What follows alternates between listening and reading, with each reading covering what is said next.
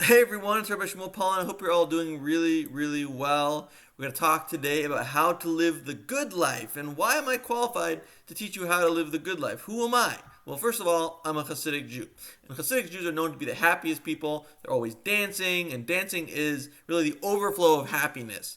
Um, I'm especially happy, in spite of the fact that I have a pretty rough life with major mental health challenges, almost going blind, broken marriage, losing one of my daughters to the wrong path, not the path of Judaism, at least the way I practice it.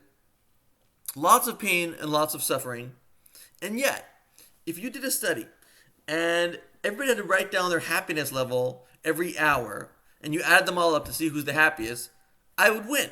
I would win every time. In spite of all of this stuff, you would see out of 10, 10, 10, 9, 9, 10, 10, 10 throughout the day. Throughout the day, I'm very, very happy, like at a 10. Even though I often don't have a penny to my name. People say that I always have a smile on my face when I meet them. I always have a smile even when I'm talking to them. I might not smile always on these videos, but I generally do have a smile on my face. And it's because I live by certain principles, and they are the exact opposite principles of what everyone else will teach you about the good life. It's the exact opposite. As you will see, everything is counterintuitive. Everything is the exact opposite of what you would think. So, principle number one, strive to have as little money as possible because you always give your last dime to charity. Principle number two, run from honor. Because when you run from honor, it chases after you. But when you run towards honor, it runs away from you.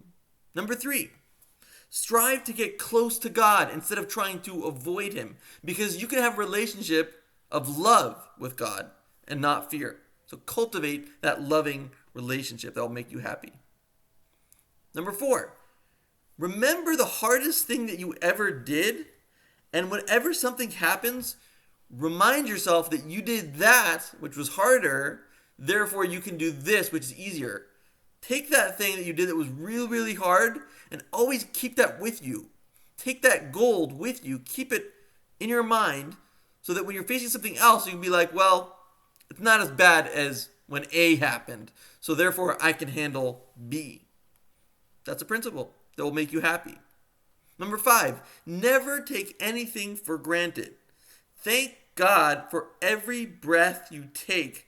Never forget that you could lose your breath, you could lose your hearing, you could lose your eyesight, you could lose your sense of taste. And if you lost any one of those things, how tragic would it be? So appreciate everything that you see, everything that you hear. Be a student of gratitude, a student of God's gifts to you. You don't want God to take away any of those gifts so that you appreciate it. You want to appreciate it now so He doesn't have to take it away. Number six, try to make yourself as small and humble as humanly possible. Moses was the humblest man who ever lived and also the greatest. Number seven, spend more time in nature and less time in front of screens. That's pretty self-explanatory. Number eight, make your goal in life to make others be happy and not yourself to be happy. Because when you make others be happy, you will be happy yourself in a greater way than you ever could by trying to make yourself happy alone. Number nine, the most important trait to work on for happiness is patience. Patience for an idea to come. Be patient. Patience for a business to grow. It's like feeding a baby. You can't just give it more food and it will grow faster. It's going to grow at the pace that it grows. Don't be rushed. Be patient. Even in pleasuring your wife, I don't want to get X-rated, but for her to have a climax, it might take time. She might take time, and you have to be there and keep doing what you're doing. And if you're not doing anything wrong necessarily, you just might need more time. So patience is the key to your wife's pleasure. Patience is the key to happiness. Number 10, to approach problems with gamification, always turning things into little games. A fun game, sweeping the floor, cleaning the fridge. It's all a little game, and you make a little timer and you make it into a game. When problems are big, chunk them down into smaller little problems, into little steps. There's always something you can do. So even if you don't exercise at all and you can't exercise, you can walk for 1 minute. And then the next day you can walk for 2 minutes, and then 3 minutes, and then eventually you can start running for hours. If you just break things down to smaller chunks, everything becomes possible. So with this program, with these principles, you will have less money, more humility, more smallness, more gratitude, more nature, more patience. And maybe some of these things are things that you thought of before. Maybe some of these things are things you're hearing for the first time. But if you live this way, it'll feel different than the way you live now. But it will feel like home, because these are the things that feed your soul. This is what your soul wants, and that's who you really are, is your soul. People don't think they have a soul even, but you do.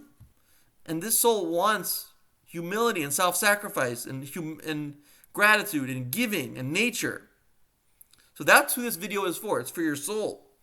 I wish you happiness all day long, all year long, all life long. God bless.